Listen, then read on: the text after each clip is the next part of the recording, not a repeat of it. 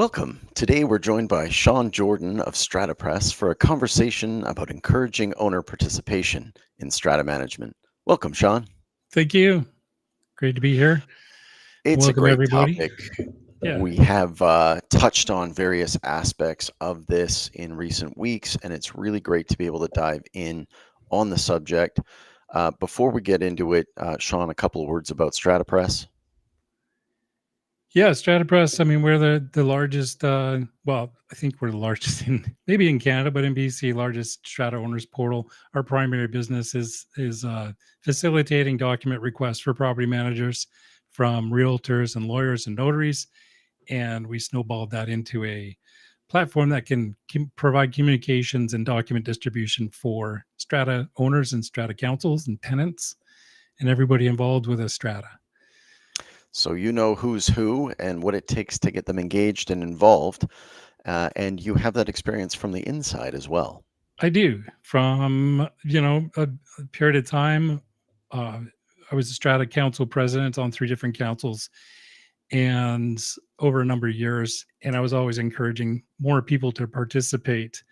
And I could talk them into it because we ran it well, and it was an easy job, easy task. I even did it when I lived in the U.S. for 2 years. I was still council president for a strata in Victoria, and we just communicated everything online and did conference calls on the phone. So I always did it because I was interested in protecting my investment. And I think that's kind of the primary driver behind participating in a strata councils should be, protecting your investment, making sure it's run well and it's retaining its value. But there's other motivations, other factors that can encourage people to join the council. And councils play a critical role in shaping the financial health and safety and long-term value of your home. And one of the biggest challenges is getting a few people to step forward and lead on important decisions. And so it relies on these volunteers. And participation, it's not just about filling a seat on council. You need to make decisions and help create a stronger community that you live in. Get involved, and that's kind of what the talking points are about here today. Is how do you encourage people, or what would be the driving motivations to get involved in something, and that's And about it. obviously, maintaining property value is key, and you do that through exercising, prudent judgment and making decisions that are in the best interests of the community. That's right. So, you talk here about quality control and oversight. What are the decisions that you see that the Strata Council has to make um, to hold up those property values? Okay, well, the question is, have you ever felt that decisions about maintenance or repairs could have been handled better within your strata? So getting involved might help you influence quality control on those things. So you have hands-on influence over standards. You're now holding vendors and contractors accountable for the work they're doing, making sure they're delivering on promises, meeting timelines, and providing value for money. Avoiding things like the lowest bidder pitfall, where people just go at the lowest price, thinking that's in the best interest of the strata, but that's not always the case. You got to look at what value people are providing, and it's not always the lowest price that should be winning bids on stuff. So you get to control those type of decisions. Protect against neglect and shortcuts. Again, being involved, making sure that maintenance isn't deferred too long, and there's no cutting corners, because this will lead to the value of your property going down. So you also have to ensure some other stuff like safety and compliance. Quality control isn't just about aesthetics. It means making sure the building meets safety codes and fire regulations and accessibility standards, so you can make sure your community is within those standards. Protecting your long-term investments, that's a big thing about buildings these days, the lifespans on new buildings and building systems. When you are protecting those long-term investments, you just have to make sure they're maintained properly, and you're staying on top of those type of things, especially the things that work, like your HVAC systems and your even your garage door opener and things like that. You don't want those things just breaking suddenly. So you want to be on top of that stuff. So good counsel will be actively participating in those type of things with quality control and oversight. Some councils work on their own as self-managed, and others have the benefit of a manager that will support them in some of these initiatives. I know that StrataPress works with both. Those strata councils that have a property manager or a strata manager will obviously be able to get their support to procure some of these quotes, to potentially leverage their expertise and understanding of the different vendors to do some of this. But the rest is on the strata council themselves to ultimately make the decision. And in the case of self-managed, to do that review and procurement process themselves. Yes. Um, it's a lot of work, a lot of responsibility, and it helps to have the right people around the table, which I know we'll get into. And But I a lot do of it is, so I do flip back between self-managed and professionally managed. And you're right that professionally managed stratas will have resources at their fingertips that self-managed stratas do not necessarily have. And so recommendations from a professional property manager can carry a lot of weight with some of these decisions. talk to us about financial stewardship and the importance of how strata fees are being spent. Okay, well, when you pay monthly strata fees, do you feel confident they're being managed wisely? That's the question you got to ask yourself. If you're just sitting on the sidelines as a strata owner, and would involvement help you feel greater control over where your money goes? So you are trusting with the budgets and everything that you pay with your strata fees that those budgets, and you get an opportunity even as a strata owner to approve these things, but that doesn't mean you're controlling how that money's spent in the end, because budgets can change throughout the year and distribution of funds can change. So being involved, strata fees are a shared investment, so you want to make sure that those are getting the best value out there. And providing budgets and transparency in financials, if you're on council, that's what you want to see, because that builds trust with how the council's managing the property with a property manager. You got to take a look at certain things you're responsible for, reserve fund management. Those type of things are important. So you want to make sure that, if you're on council, you're probably planning to live in this development for a number of years. So having proper financial health for those long-term plans and maintenance and other things that you have to do on the property at certain points, based on your depreciation report and so on, you want to make sure you have some oversight on that type of thing, and it's not being wasted, we'll say. So oversight, avoiding costly mistakes, that's where you kind of rely on either people on your council with experience or your property manager, and take a look at, what are some of the long-term goals for your property. There's long-term and short-term affordability issues you have to look at. And of course, financial literacy, when you're on council, you hopefully, if you're in a role of like a treasurer, and we'll talk about this later, you have some experience to bring to the table to help with budgeting and expenses, and those valuable skills can help elevate council decisions. So you're not just flying blind. But that's not always the case. You don't always get a volunteer that has accounting experience, but you'd be lucky if you do. So Yeah, that can be tricky for sure. yeah, And I'm excited to have a conversation about the right bodies to have around the table if you're lucky enough to have a choice, and a bunch of willing volunteers, because this is an unpaid position and it is a lot of work in most cases. It's meetings, it's critical decisions, it's a lot of responsibility. it is. And I guess on the flip side of that, you've got the ability, if you're willing to volunteer, to have your voice heard. That's right. And having your voice heard is important. This one, fairness and representation. I get a lot of feedback about this, usually because somebody's feeling like they've been wronged or they've been targeted for some reason by the council, or somebody else is getting away with doing something. So the question is, do you feel all owners in your strata are equally represented in decision making, or do certain voices dominate? So what might help ensure fairness is get involved. Every owner has a stake in the property. Every owner has equal opportunity to influence outcomes. And the idea would be to kind of avoid concentration of power, which happens in a lot of stratas. You get a strata that has members that have been on the council for years at a time. Some stratas have bylaws that'll limit the council term for maybe 2 or 3 years and then have to take a year break. You need representation for diverse needs. Owners might have different priorities depending on the age of the building, the unit types that they're living in. So having broader council participation helps balance these viewpoints. So with fairness in rules and enforcement and so on. So, that's one of the things I think is a big driver is fairness and representation. If you don't think that the council's fairly representing all owners, that's where you might want to get involved to make sure that everybody's getting proper representation.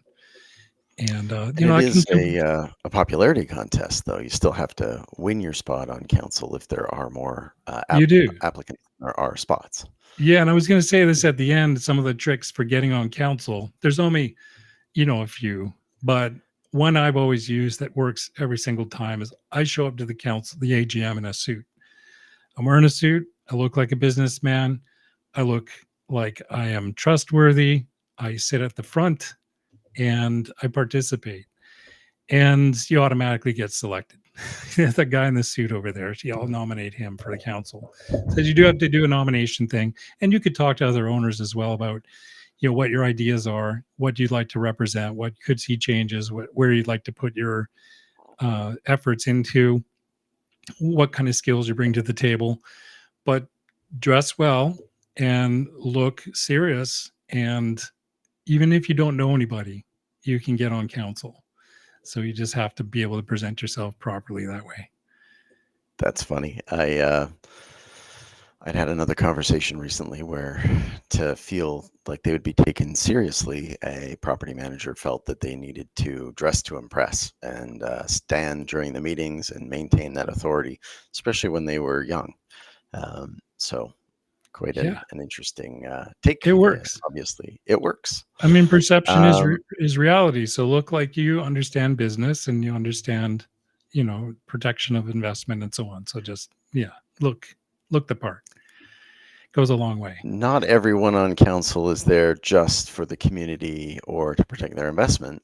Some of them have a desire for greater influence. Yeah, some people are motivated by the chance to shape decisions. So some people may see participation as a way to have a stronger voice in how your stratas run. So there is leadership opportunities. Obviously, in the council, there are roles. So president and vice president and so on. Those are people who are going to be primarily communicating with the property manager or vendors directly if you're self-managed.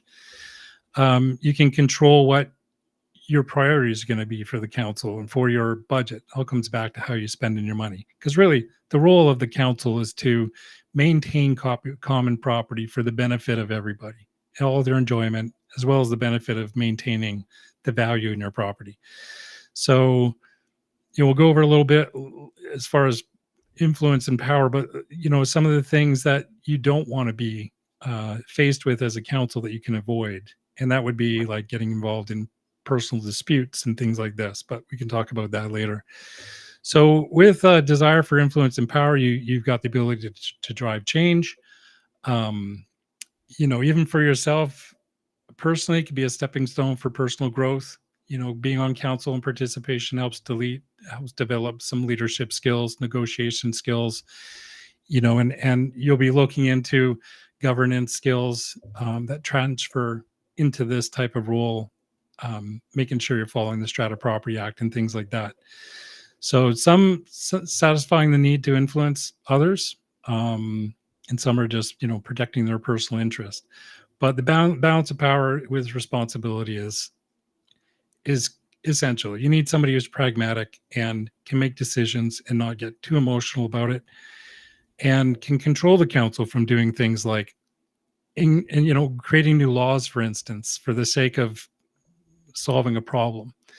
And creating laws and bylaws need enforcement, which means the council has to be available to enforce those new bylaws and rules. So when somebody starts asking about, we should make a rule for this or a rule for that, you can, in your role, say, well, this requires enforcement. And who here volunteers on this council has time to enforce that type of issue? If it's not that important, then just leave it alone. So you have some influence about what bylaws and rules and how the council is actually or the Strata Corporation is actually run outside of just dealing with budgets and decision making, but shape the And the governance of the property. goal of having these rules and bylaws is to build community and to make sure that the community behaves in a way that the owners collectively think is reasonable. And Yeah. rules and bylaws cover all sorts of different things, from noise to pets to barbecues to you name it. So there's a lot that you could put rules around, and the question is how much is Mhm. needed to create that harmony. And you've got a slide here on building community and belonging. Yeah. So, how connected do you feel with your neighbors? Some people don't feel connected at all. So, could serving on council help build stronger community ties and reduce conflict if there is any conflict? So, some people are just, more introverted. Some are more extroverted. Some people like to put together and organize events and meetings and those type of things. So, strengthening community neighbor connections is a motivator, reducing any conflicts through understanding. So if you have some mediation skills or those type of things, and you can avoid escalation on personal issues, then those are good skills to have on your council. At least somebody should have those type of skills. You should be able to create a common a sense of shared responsibility with the property, that you're all here together. So you really want to work together. And in order to do that, you got to be friendly on council. You got to be listening to people. Like what they say, they remember how you make them feel, and you can make people feel listened to by actually listening and respecting their opinions, and look them in the eye when they're talking to you, and take that stuff into serious consideration. That comes back, with StrataPress. That was one of the primary things, is having this transparent way of communicating and being available, because people don't get upset about I can reach somebody to give them a compliment. They get upset when they can't reach you to file a complaint, and things escalate from there. So when you're open and transparent and you're available, then people are pretty calm about what their needs are, and what have you. And there's a process in place for, the council receives communication, you talk about it, you give them a response, and you can talk back and forth that way. So teamwork, promoting inclusivity, um, turning a building into community, they all have positive social benefits. So, and they help a community. If there's difficult times, there's some resilience there if you do have a community support. So if you have a big issue, maybe it was a fire, maybe it was a flood, then you'll find that there's more people will be willing to offer time and solutions when they feel like they're part of the community. In larger communities, you might not have enough spaces on your Strata Council for everyone who wants to get involved, and everyone has different skills and abilities. So one of the other avenues, if your Strata Council is full, is to propose or to get involved with committees. And those committees could include anything from being a social committee to a landscaping committee to one that helps with special projects. And that's a great way for people to leverage their own skills and interests, either because they can't get on a Strata Council or because they don't feel that a formal role suits them, but they can contribute in other ways. Yeah, and exactly that. You don't have to be on council necessarily, but there may be some activities or initiatives around your community, your building, where they need volunteers. And so you can volunteer for that one aspect, whether it's doing a landscaping project or, doing some feedback on some renovations or things like this. So you don't have to be And full-time council, but you can volunteer when you see an opportunity. So, that and then, actually like I is said, important. even down to having a workout room in one of the stratas I was with, and we didn't have any workout equipment there, but we had somebody who worked in a gym, and he was able to come in and say, "This is what you should have in this space." He set us up with the people who provide the equipment for leasing. He recommended leasing over buying the equipment, which was smart, So, but he wasn't on council, but he had these experiences, and the issue came up, and so he volunteered some time to help us put the whole workout room together. So those type of things. And that comes That's down great. personal satisfaction, contribution. Like I said, you don't have to be on council, but if you volunteer some time to your council, maybe once a year to work on a project, you get a sense of accomplishment, you get a opportunity to give back, solve some problems for the council where maybe they didn't have the skills, make a visible impact. People see you involved with this project, and that brings people closer together, more familiarity with who you're seeing in your community. And these can range from 30 units to 100. The ones I lived in mostly were about 70 to 100 units. So it was a fair number of people. And yeah, so again, volunteer, and have that, experience some personal growth and learning while you're at it, and boost morale, um, you know, and have pride and ownership in where you live. So that's For what sure. that type of motivation, personal satisfaction and contribution. Still get involved, still feel good about participating. And I think everybody feels the same after the year they've been on the council. Some would be like, well, that was it. That's all I do. But some people will say, you know what, that wasn't so bad. That was, I still want to be involved. We're doing good things here. And they'll volunteer to remain on council. So that's a good sign too when people want to be on council, not for the wrong reasons where they're like, we need control to fix things or do it this way, but to encourage continuation. That's why I was council president, even though I didn't even live in the country. I did the job. I did it transparently, and people wanted me to continue doing that. And I was like, okay, I could do it. Not, I not mean, too that's hard. a commitment for you, given that you weren't even living on site at the time. But No. obviously, you were contributing and you were transparent. And transparency Yeah. consistently comes up as being one of the most important aspects of a strata council. And, as you see here, avoiding negative outcomes is as much about communicating the realities and constraints that you live within, given your budget, given the nature of your community and the residents that live in it, as anything else. Yeah. Well, the one thing, if nobody's volunteering for the council, that can create a negative outcome. So how do you prevent that from happening? I mean, there's consequences of inaction. Uh, avoiding having to get involved, avoiding having to make decisions. There'll be consequences to that if everybody feels the same way. So that's kind of what that's about is get involved, help, manage your community. It's kind of the same message over and over. Um, there you have to avoid mismanagement. Again, this will be different for self-managed stratas than a professionally managed stratas. A lot of times on a self-managed or a professionally managed strata council, you can skate along and just go with the recommendations by the property manager and so on.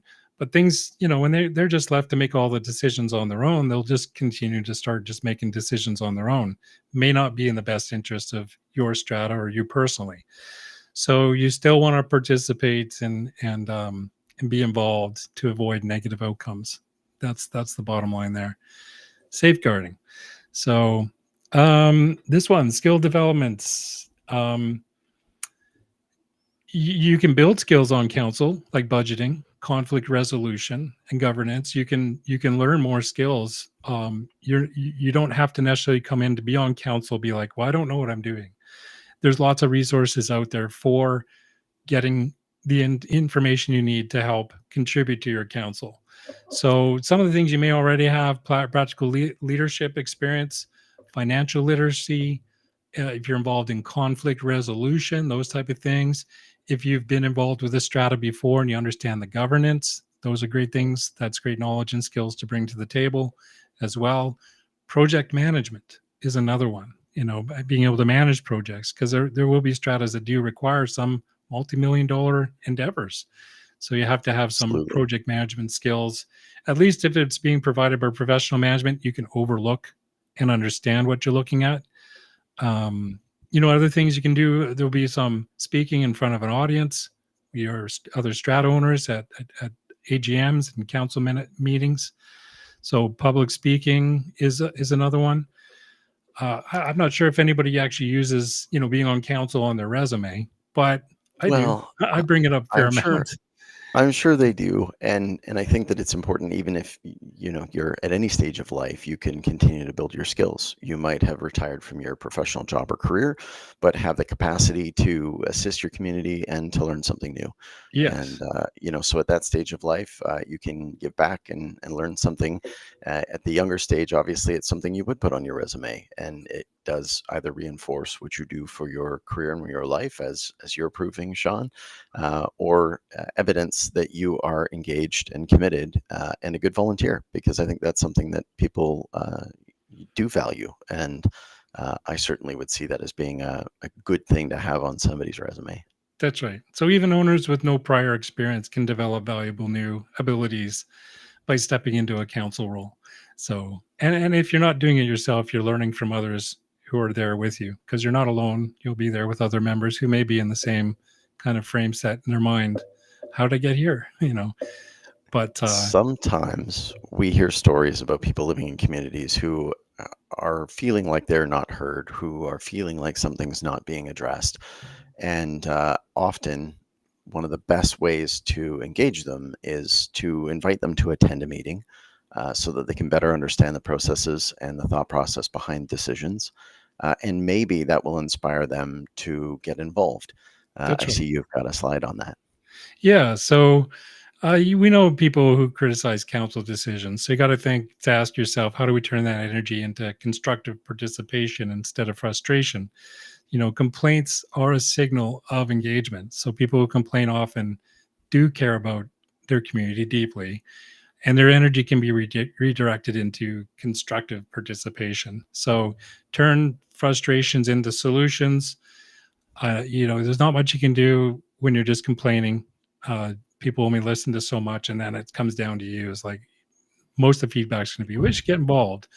So participation, shifts the negative voice into a problem-solving mindset. Now you're being asked, well, okay, that's the complaint. What are you suggesting we do? So we start getting that feedback and turn that energy from negative into something positive. Now they're being listened to.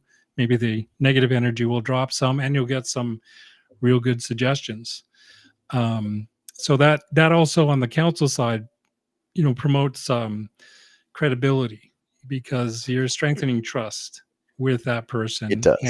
and bringing them in for helping make decisions. So that's what that's about. And you Empowering. are in a community. There's a whole bunch of different people living in one Yes. environment together, with different cultures, different perspectives, different ages, and different life circumstances. Right. So you've got a huge cast of characters, and ultimately, that's a huge advantage, because if you manage to leverage the right people for the right roles, you can build a really great strata council. And you are going to walk us through what I think you have to know if you're trying to build a strata council. Yeah. So I put a best fit for roles here.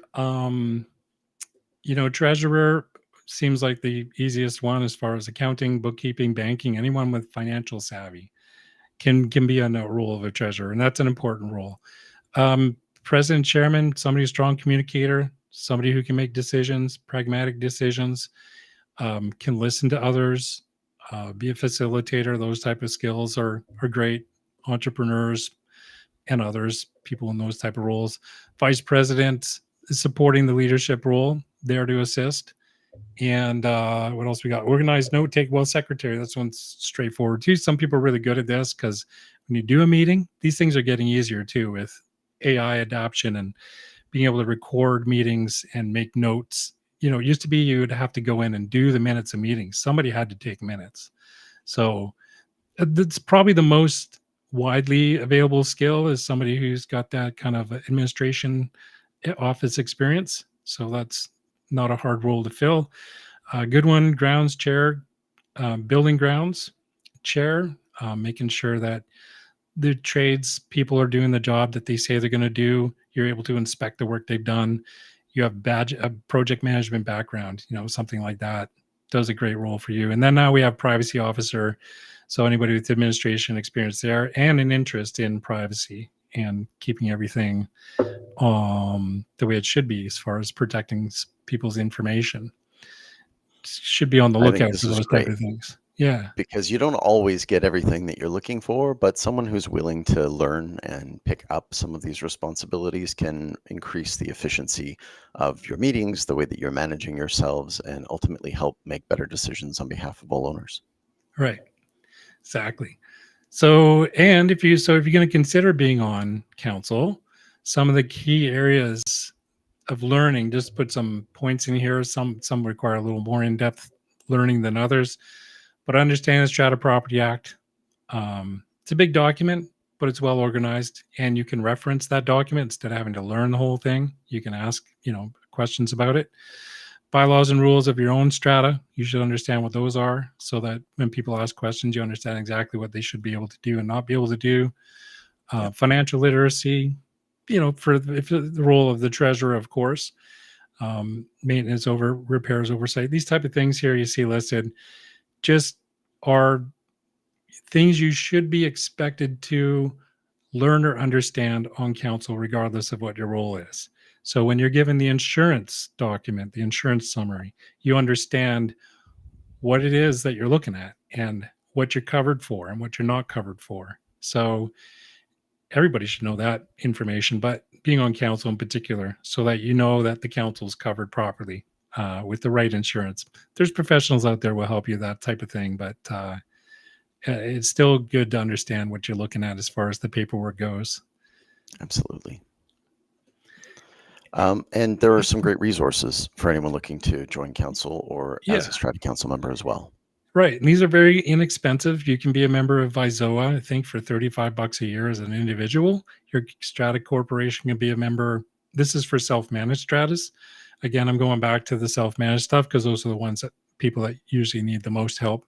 So Vizoa, if you're on Vancouver Island, CHOA, if you're in Vancouver, well, anywhere in BC, they offer a lot of resources and webinars and access to professionals.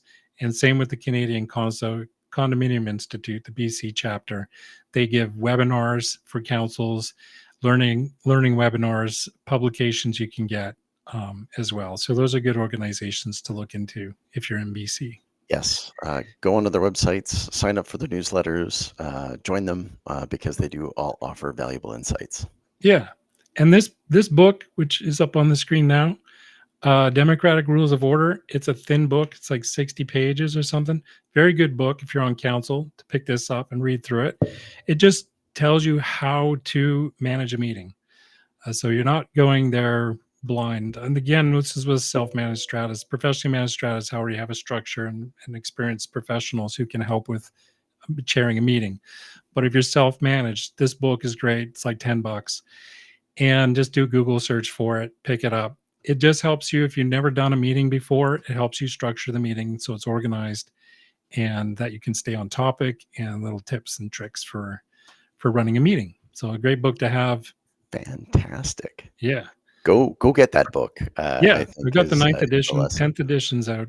I don't know what they changed in it, but We have had a couple of comments today. Sue Langlois joined us and made a comment about the importance of the communication campaigns. That's an absolutely true point. And she loved your best fits for the role slide, John. I did too. That's a great one. You've got some resources you're going to share with this video yeah. when we So post it.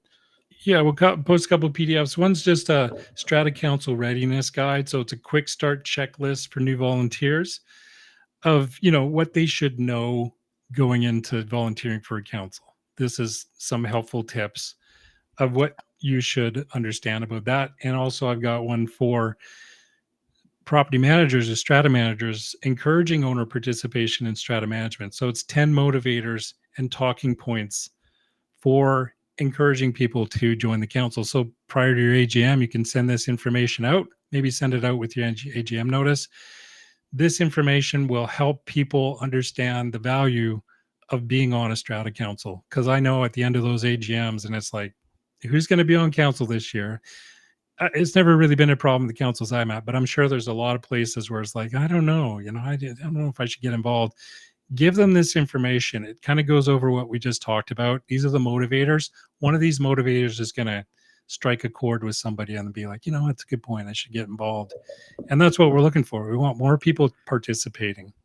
And that takes a lot of stress off those who are, it's put on their shoulders. Let's get some help with them. And same with the strata managers. They also need assistance with running your council, and don't expect to be like just making all the decisions themselves. So we'll They put these do. two. They're not actually allowed to make the decisions for you. Yeah, You have to yeah, make the decisions. yeah. They're there to help facilitate. They're there to make your lives a bit easier. But if you don't have the luxury of a property manager, please understand that they are not going to do everything for you. There's a lot of great things that they can do to make your lives easier. But ultimately, it is the Strata Council's decision and responsibility. You've got a That's lot right. of great owners that want to be involved. Be transparent with them. The more communicative you are, the more receptive they are to the actions that you're taking, the more they feel like they're heard, the more opportunities they have to get involved, the happier your community will be. That's Sean, right. thanks so much for joining us today. We do this every month and then again on special occasions. So we're looking forward to what we're going to talk about next month. We'll see you all again very soon. Thanks a lot. Thanks, Thomas. Thank you.